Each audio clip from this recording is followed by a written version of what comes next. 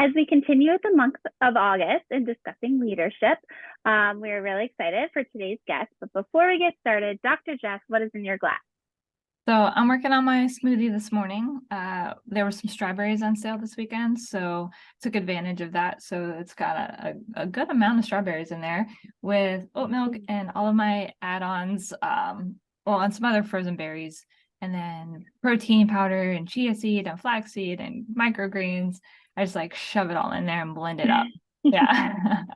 So Dr. Bobbie, what's in your glass? I have water. I've been feeling very thirsty and waking up thirsty, so I'm maybe not drinking enough. But talking about strawberries up here in the north, I know we're recording this a little bit early, but coming next 2 weeks is like strawberry festival season where you can they're all ready to be picked. So I'm super excited. I don't know if I'm going to get to participate, but we'll find out. Right. And with us today, we have a special guest. Her name is Kristal. And so before we, get started with her introduction, Kristal, what's in your glass? I have a protein smoothie. Mm-hmm. So almond milk, protein powder, spinach, collagen, all that yummy stuff. Awesome. I love it. Breakfast. It's like the best way to do it. You can be on the go. I love it. So Kristal, tell us a little bit about you, and then we're going to get started with talking about why we're going to interview you today. Okay. So I'm in Land O'Lakes, Florida. That's where I live. And I have a law practice, and I have 3 children that I care for and my niece on top of that. So very, very busy. What else would you like to know? Well, how long have you had your law practice? So I've had my law practice now for, we're going on 6 years. Mm-hmm. Wow. Yeah. What made you first decide to go out on your own? Well, I had worked for someone else for quite a while. And I think what hindered me at first going out on my own was having young, small children and kind of the fear of not being able to support them and, not having a set salary coming in. So I finally decided that I was done making money for other people, and it was time to do it for myself. That fear is real though, especially when you have little ones and multiple little ones depending on you. Yes, absolutely. Yeah. I'd say when you're uncomfortable is when you grow the most. And sometimes you're like, do we need to be this uncomfortable to grow? It'd be nice to be a little more comfortable. Yes. A little more security. Right. Yeah. So we're talking about leadership this month. And so when I think about leadership, I think about people that are able to kind of think outside the box a little bit and maybe not do things the way they've always been done just because that's how it's always been done, right? Doing things that are going to be more suited to meet their individual needs or the needs of their consumer or whatever it is that's going on. So you came to mind because of kind of saying, no, I don't want this. I want to do something else. I have this training. I have this knowledge. I can use this to help people. Therefore, I'm going to implement it in my own way. Right. So those are the people we love talking to. So as far as your leadership style, how would you describe kind of how you typically approach leadership? So funny thing, I had to in preparing for this and thinking, I'm so what are the leadership styles? I'm I don't even know. So I started to kind of do a little bit of research on it. And I think that I fit more into a more of a laissez-faire type style, honestly. I'm not a micromanager at all. And I hope that I choose I believe I have chosen the right people and put them in the right places to be able to make the business run smoothly. And I have to trust in that. And if for some reason they are not the right person, then we have to look into alternatives. But the people I have right now, which it took me a little while to get there, but the people I have right now, I think are the right people. And micromanaging is not the way I do things. I delegate. Mm-hmm. Yeah, I'm similar for sure. And in some, with some of what we do here at the practice, because I think if you hire and train well, so that's hard. Like when you do an interview, people are in their best behavior. So they're going to say what you want to hear, typically, if they're, good at that. Sometimes you can tell right away. You're like, no, this isn't going to work. But like, then they get into the job and they sometimes don't always do, so well, right? So that laissez-faire leadership style doesn't work because they're not self-sufficient, they're not self-motivated. So like in that type of situation where they're like just having a hard time or maybe need a little bit more, what have been like different strategies that you've used to see if they're going to work or not work? Because that's kind of, you're going to have to make that final decision or they may make it for you and quit. True, right? So I've tried to, we had one employee that was not necessarily up to speed and she's still getting there. But to me, like, it's more important, that they have the right attitude, that they have the right, that they want to do well, that they try hard, that they work hard, that they want to learn and they're trainable. And she is, but I found that, providing her with resources, also the employee that is, does have more experience, kind of putting her over her as well to kind of watch over her and help move her along. We've had to kind of better define responsibilities, I would say. Like we had to kind of change things, like how we were doing things, and provide her with different responsibilities than what she had previously. Hope I'm answering your question. Yeah. But just kind of shifting things to work for the people that we have in place. It kind of sounds like sometimes maybe we, as we're hiring, we realize like they may be better off in a different position or a different role, and making sure to kind of match what their strengths are with what you're asking them to do. I can't remember the saying, but it's like asking a fish to climb a tree. Like, you got to make sure that the fish is in the water so they can, like, especially if they have a great attitude and they have a great work ethic and they really are trying, then it's okay, maybe I need to look, did I put them in the wrong place? Like, where could I, where would they be better fit? Mm-hmm. Yes, exactly. And I think from the employee's perspective as well, I think it's important to really understand where your strengths are and where your weaknesses are. And when you know what your weaknesses are, kind of ask for that help and that guidance, and look to somebody that is a little bit more proficient in that area, in order to like continue to grow and learn. Because just because you're not strong right now doesn't mean you won't be.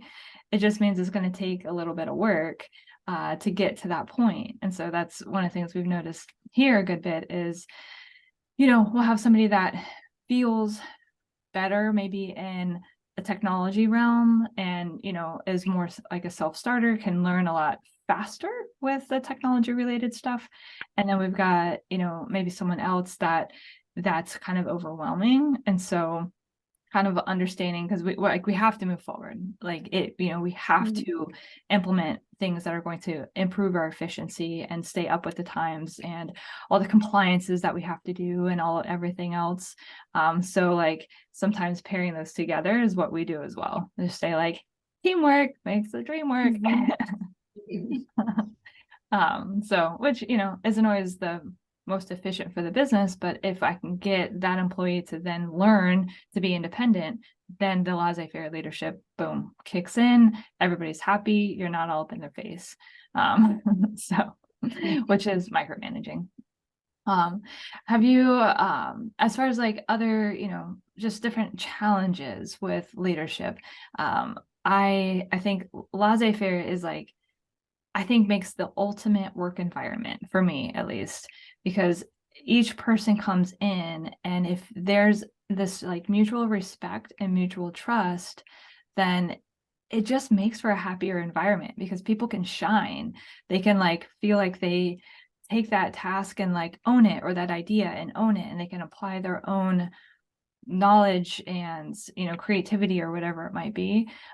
So like I definitely like, I love that. But it still is really hard to balance that. Because I'm similar to you. Like we still have to come in with other strategies to, you know, make sure everybody is up to par. So as far as like other things that you've taken away from, you know, over the years, like running the business, so what are some of the mistakes that have happened? Like what like didn't work? So I think one of my biggest mistakes was I hired a friend. That is a mistake. Yeah. So, or someone I thought was a friend, let's put it that way. Right. And it just turned into a big mess. Mhm. And some people it may work with, and then others take liberties with that. Mhm. And don't act as an employee should act, or act in the best interest of the business necessarily.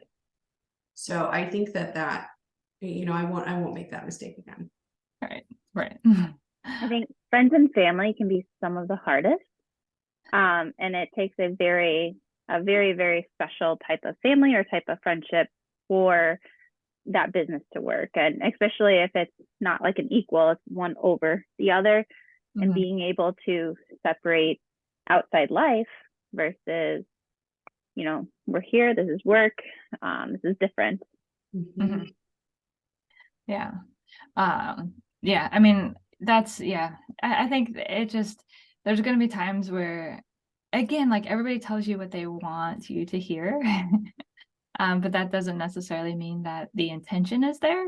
So yeah, I agree. Like kind of keeping some of that distance, I think is good.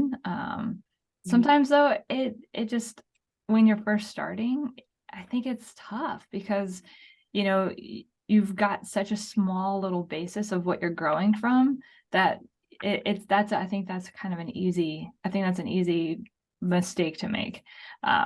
Yeah. So I mean, yeah, all we can do is learn and grow from it. So what are other, like, let's say like just strategies that you implement to help your employees grow? So like, for example, you might like pair them with somebody else to help them get up to speed. Do you do like any like trainings? Do you do like one-on-one sessions? Like what are other like ways to kind of help foster employee development? Let's see, this is a hard one because my main employee has been in the business longer than me. So, and she's amazing and very, very helpful. So I don't really have to do any training with her. You're just lucky. Yes, it's amazing. And the other one, you know, we are still doing some training, and we've had to kind of figure out the best ways to do that. A lot of it is having her learn off of our head paralegal, our case manager, and pairing them together, because I'm very small, so we only have 2 attorneys and then 2 paralegals. Like we're not very big, and I like that, and I intend to keep it that way for a while. So, you know, and then just kind of we've had to put our head paralegal or case manager in charge of doing some of the delegation. So instead of the attorneys delegating, we were finding that wasn't working well because we were delegating things that shouldn't have been delegated. Whereas the case manager kind of knew a little bit more of like how to ensure that she was providing her with tasks she could actually do. So we've had to restructure things like that and to help her, that the other employee kind of grow and learn more. And she is doing really well. She's learning so many new things, and she's doing a great job.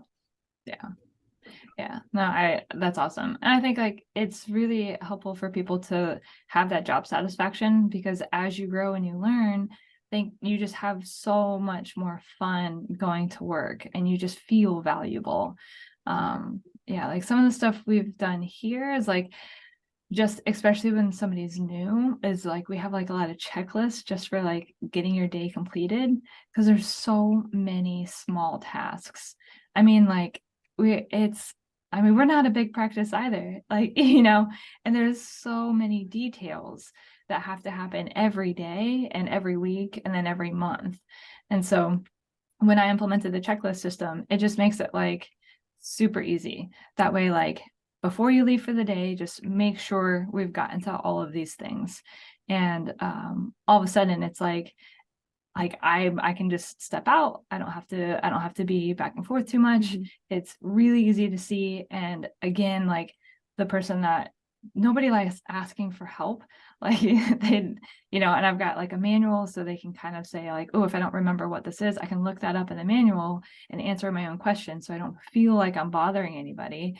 And then that way, like, we just had to onboard somebody probably about a month ago. It was like the first day. And you're always hoping that they're not going to quit right away, because it's like there's so much to learn. None of it's rocket science. It's just like so much all at once. So just that's helped us a lot, having it in writing.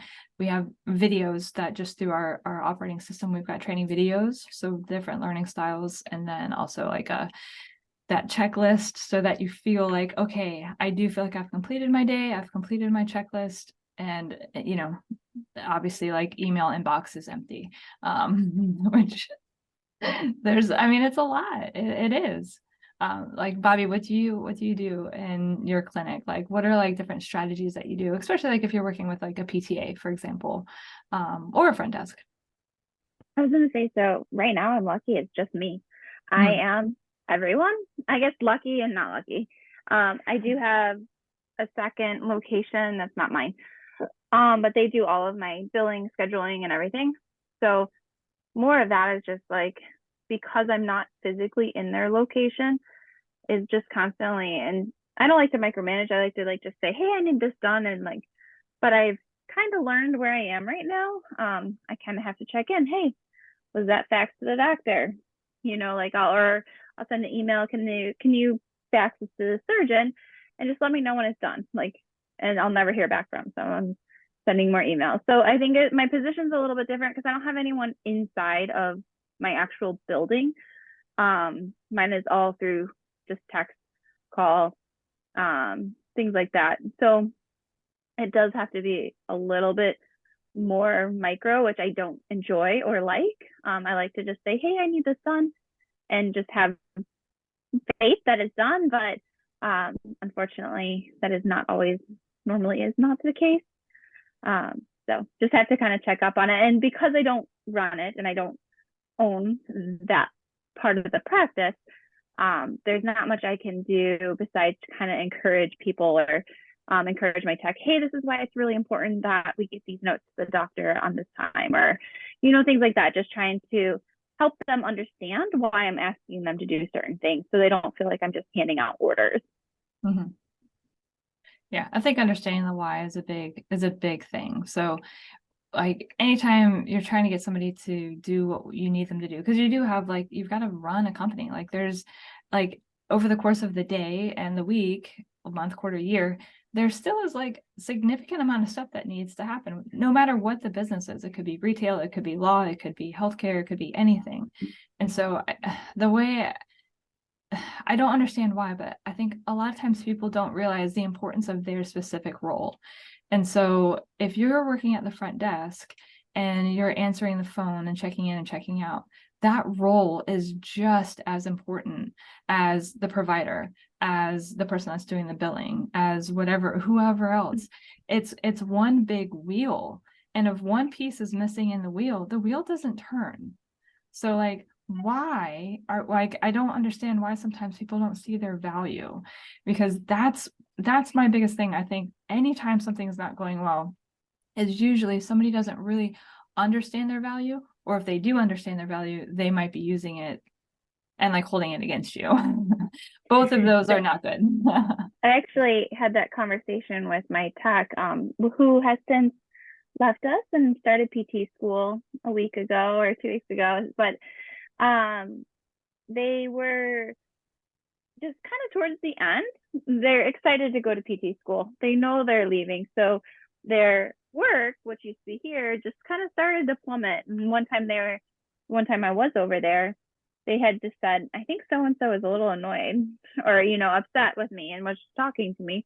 And I was like, well, what's going on? He's like, I don't think I've been working as much. And I was like, just explaining, like, at least in our position, that tech is like our lifeline.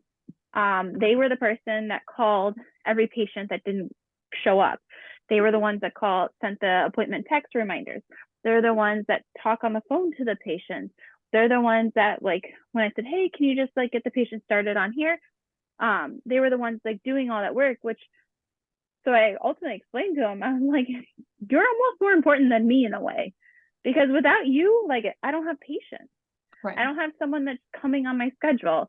So I was like, you are one of the most important. And I explained to them, as they go to PT school, they're going to learn that. Mm-hmm. And it's like, you got to realize, like, your job, sometimes those, I think a good example is in a hospital. Two most important people that I believe in a hospital are the cleaners, like the people that come around and clean the rooms, and your CNAs. And both of them, if you look at the healthcare line of things, are not the top. They are closer to the bottom than they are to the middle, but they are your two most important people. And without them, a hospital wouldn't run. Right. And how we speak to them sometimes is in such a derogatory fashion of like, hey, just, like as if you're writing them off. And I don't understand why. Like, that doesn't make any sense. Nobody's going to want to work hard and put all of their effort in when they don't feel appreciated. So it doesn't, nobody else wants to do that job. They want to do their job. So if you don't want to do that job, be nice to that person. Say thank you every now and again. Recognize when they are excelling. Say it out loud. I mean, you don't have to help when you can. But yeah, just say, like, I appreciate that. That goes such a long way into building a positive culture inside of an operation, of just like paying it forward with kindness, because that can go so far. I mean, you don't know where people are in their day. You have no idea what's going on in their personal life. And half the time they really shouldn't be bringing it into work anyway and, blasting it off to everybody. So, like, let somebody show up in their space and just have that be a positive environment. And I think any employee can employ leadership practices by doing that. Just by saying, hey, like, you could be equals, and just say, hey, I appreciate you. That was awesome. Thank you for that. That then starts to build into what rolls forward more and more and more into that, just like the more appreciated you feel, the more likely you are to work harder and excel at your job and learn new tasks and keep rising. And then the whole organization moves forward. But when we do this, like, mandate down of like, you better because it's your task and therefore, it just, it doesn't lead to a positive culture. So yeah. I was gonna say, I think it's important as a leader, and I try to do this in any job that I am in, to never be above the lowest job. Never be above, if there's something in the bathroom that needs to be cleaned, offering to be the first person to go clean it. If like whoever normally cleans is really busy and doing stuff, okay. You should be able to help. And also, so for example, in the hospital, like for therapy, clean up after yourself. Don't just leave stuff laying all over for someone else to clean up. Like, help them. If there's garbage on the ground, pick it up. Like, just like being willing to do. As a leader, I think you need to be willing to do every job that you either oversee or ask of someone else. I agree. I definitely agree. And that kind of, when I was thinking about this podcast, trying to figure out, where maybe I learned some leadership skills. This kind of reminds me of this. My grandfather, so my family owns a business, and I watched my grandfather run this business, and he was amazing. And I can remember an employee who I thought was not doing what he should have been doing, and I didn't understand why my grandfather was making certain decisions he was making. And, why don't you do this, or why don't you fire this person, or whatever. And he looked at me and he said, can you do that person's job? And I looked at him like, no. He said, well, unless you can go out there and do his job, he deserves your respect. Like and kind of talking to me about that and about, being respectful to the guy that picks up the trash, that's you're not going to do his job, and you can't do his job. Or, I think it was someone regarding the merry-go-round. My family has a carnival business and about tearing down a merry-go-round. As a teenage girl, I couldn't tear down the merry-go-round, but just kind of showing me how to, that there is respect there. You must respect your employees. You must treat them as equals. You must, they are doing a valuable job for you. And I think that's really important. Mm-hmm. Absolutely. And then that's how, again, like, anybody's going to work hard if they feel appreciated. And like, everybody's going to make mistakes, and that's going to happen. You're going to have days where you don't feel good. You're going to have like where you're just operating at a lower level. And that's all fine. I do think though that, sometimes it can feel like, employees, they want to show up and do the bare minimum, but then get the maximum return. And so like that's a little bit not even either, right? So like, if you want to really progress and work hard and grow with inside of an organization, then you yourself need to grow and progress and show that organization what you're capable of, which means that you might be kind of working a little bit harder, putting yourself out there, trying some new things. Who knows what it might be? Like, your role is your role.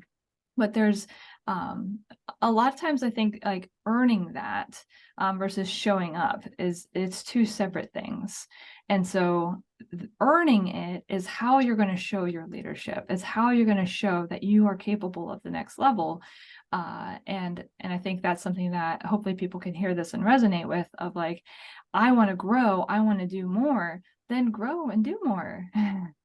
Like, encourage like other people around you to do that as well, and you'll be able to create an environment that hopefully is a healthy, safe, good, solid work environment. And if it's not, then do something else. I did that. Kristal did that. Bobbie did that. If it just isn't working, do something else. It might not be starting your own business, but it might be finding something else where it is healthy, because I think there's a number of organizations that are just unhealthy. And the problem isn't you, the problem is them. So sometimes the problem's you, and sometimes the problem's them. And so trying to diagnose that can be difficult. I've been in very unhealthy work environments before. It was awful. Kristal, I know, has been in unhealthy work environments. It was awful. Same thing with Bobbie. So I think understanding that there are people out there that do want to have a positive environment for employees, and they do want to employ tactics to allow the employee to rise and be happy in their job. I think it's out there. You just got to find it if it's not where you are, or create it inside of where you are if you're able to. So hopefully, I think it's, I was gonna say with that, Jess, I think it's really important. I think, and I'm not going to speak for either of the two of you, but when I felt like I was in an unhealthy environment for a long time, I just retrospected on me, and I made sure it was not me. And I think that sometimes people are quick to be like, oh, it's the work. Like, really, you really have to not only look into yourself and see, hey, am I really doing my best job? Am I really doing what I'm supposed to? Am I really showing up? Am I really giving forth a great attitude? Am I really doing all this stuff? Okay, I am. So now, like, going and having those hard conversations and speaking with the upper management or whoever is in your organization to see if they're willing to make change. And then if all of that's not happening, then it's not you, and it's time to move on. Yeah, I think it's important to kind of look at yourself first. Absolutely. Yeah. I always say look for solutions. Don't just point out the problem. Okay. It's really easy to come in and say, hey, you need to do this better. Okay. Do you understand the whole process of what happens and why we have to do it this way? I'd love to do that too, but like, legally speaking, we can't, so like, So coming in and understanding if there's something that isn't going well, understand it first. Understand the why, understand the current policies and procedures, whatever is going on, and then offer a potential solution if you see one. And if not, then realize that there's sometimes it just is the way it is sometimes too, because, you know, there's the world and laws and rules and regulations and everything else.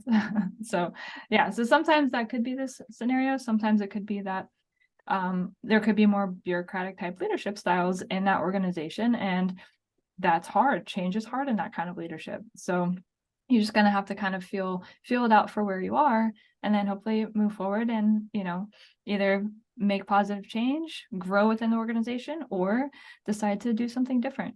But yeah, taking the time to have some really think about you. What are you bringing to the role? What have you done so far? Be honest about that. Have those conversations with, like, not just, you know, bashing conversations, but actually like come to it with intention, with positive, like, what am I looking to get out of this? Not just to, you know, I think a lot of people like to do that. They just like to all kind of complain together instead of like, what's the purpose of the conversation other than complaining? That just brings everybody down. So kind of getting through all of that, check yourself, and then make your decision from there. So, Kristal, any other words of advice for our listeners? Not that I can think of. Yeah. No. Yeah.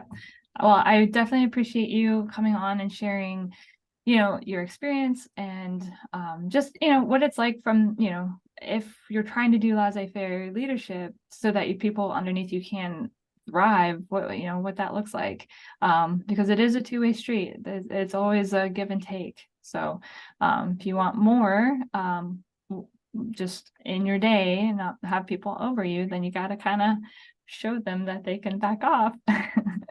You know, I do have one more thing to say. So just starting off, like in the very beginning, I was talking about the fear factor. I think you need to jump. You know, once you have determined that the environment you are in is not where you want to be, that it is not a good environment for you, it's not where you want your life to be, you make the jump. And it's scary, but it's worth it. It's so scary. Yes. Yeah, like so scary. However, if you do the work and you do your, you know, crunch your numbers, figure out your plan, put your steps in place, like be methodical about it, then you can do it. It just means it's going to be, you know, anything that's worth it isn't easy. Like no one's just going to hand it to you and say, here you go, here's the solution that's going to make you happy. Like you've got to make it, but then it's worth it. All right, well, our challenge this week is to step back and think in your current environment, whether, you know, it could be a stay-at-home mom, could be at work, could be, you know, still growing into a new position. Think about how you can employ just like one way of communicating with the people around you with intention to help create a more positive environment around you. So that could be just saying thank you. It could be recognizing somebody around you, and see if you just do that one intention each day. You'll find something to say that's positive. See if that kind of starts to trickle, which is going to kind of help other people reciprocate. Like, I mean, you know, like when you're in line at the store and like someone lets you go first, you're way more likely to hold the door for the person behind you, right? Like it's how it goes, and that creates a much more positive environment. And so hopefully that can help growth with other things as well. All right, everybody. So we, I don't know if this is the last episode in leadership, but we might be continuing one more in leadership, and then we'll be moving on to pain coming up in September. All right. Bye. Thank you for listening to the episode today. If you would like to learn more about how Two Gals can support you, then join our Two Gals Insiders membership, which can be found at www.2-gals.com. Also, don't forget, follow us on social media. We're on Facebook as well as Instagram. Okay, everybody. Bye. Enjoy your week.